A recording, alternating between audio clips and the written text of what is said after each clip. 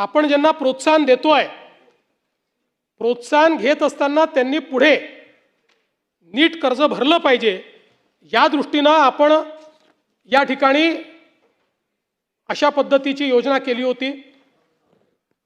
मला खरं म्हणजे मी तिन्हीचा चार्ट या ठिकाणी तयार केलेला आहे।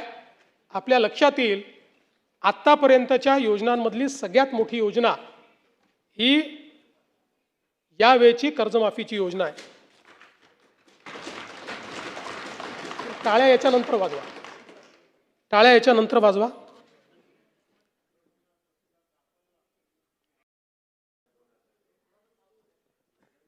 सातत्याने या संदर्भात अटी शर्ती आहे तशी मागणी होत होती।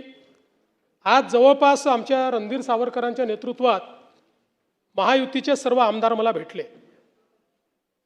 आणि त्यांनी सगळ्यांनी मागणी केली की ही 50,000ची अट तुम्ही काढून टाका। त्यावेळी त्यांनाही मी आकडेवारी दाखवली। मी त्यांना हे सांगितलं की अट काढल्याने आमच्यावर 3-4 हजार कोटीचा भुर्दंड येईल, फार येईल असं नाही, 4,000 कोटीचा येईल, 5,000 कोटीचा येईल, पण शिस्तीचा भाग म्हणून ही आणलेली आहे। मी त्यांना दाखवलं की समजा 1 लाखापर्यंत नेली तर 2 लाख शेतकरी असे राहतात की ज्यांच्यावर त्या ठिकाणी त्यांना याचा फायदा मिळत नाही, पण तरी देखील सगळ्यांचं मत होतं की 2 लाख शेतकरी का सोडता। केवळ त्याच्याकरता शेतकऱ्यांमध्ये अशी भावना होईल की कोणाला ठेवलं आणि कोणाला वगळलं। त्यामुळे मी आर्थिक शिस्त सांगत होतो आणि ते लोक मला हे सांगत होते की आपण व्यापक विचार केला पाहिजे आणि शेवटी लोकशाही आहे, त्यामुळे लोकशाहीमध्ये त्यांचा व्यापक विचार मी मान्य केला। आणि आता हे जे महात्मा फुले कर्जमाफी योजनेतले जे लोक होते ज्यांना 50,000 रुपयापर्यंत आपण म्हटलं होतं, त्यांनाही 2 लाखापर्यंत कर्जमाफी झाली। आणि त्यासोबत 26-27चा जो नियम आहे तोही वगळण्यात येईल। आता आपल्याकडे तर सगळं आहेच, 26 मध्ये कोणी कोणी पैसे भरले आहेत, जसे यांनी सांगितलं 95% लोकांनी पैसे भरले।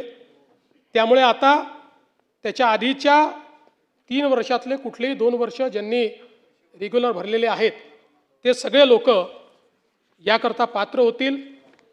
पुन्हा सांगतो, पहिल्यांदा राज्य सरकारने हा निर्णय घेतलाय, यापूर्वी कधीही असा निर्णय झालेला नाही।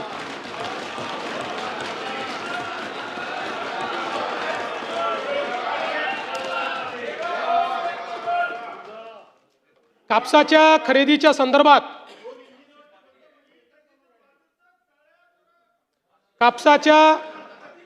खरेदी संदर्भातही 7,710 प्रति क्विंटल या आधारभूत किमतीवर आपण 136 लाख क्विंटल कापूस खरेदी केलाय आणि त्याकरता 10,883 कोटी रुपयाची चुकारे हे त्या ठिकाणी दिलेले आहेत। सोयाबीनच्या संदर्भात 3,198 कोटी किमतीचा 6 लाख टन सोयाबीन आपण खरेदी केली आहे। कांद्याच्या संदर्भात जवळपास 14,687 मेट्रिक टन कांदा खरेदी केलाय आणि कांद्याचा खरेदी दर आपण 2125 केल्यामुळे आता बाजारामध्ये तो 2500 ते 3000 इथपर्यंत पोहोचलेला आहे। सुधीर भाऊंनी मला धानाच्या बोनस संदर्भात चिठ्ठी पाठवलेली आहे। सुधीर भाऊ, ते आपल्याला द्यायचंच आहे, आहेच आणि त्याचा योग्य वेळी निर्णय करणारच आहोत। आत्ता फक्त कॅश फ्लोचा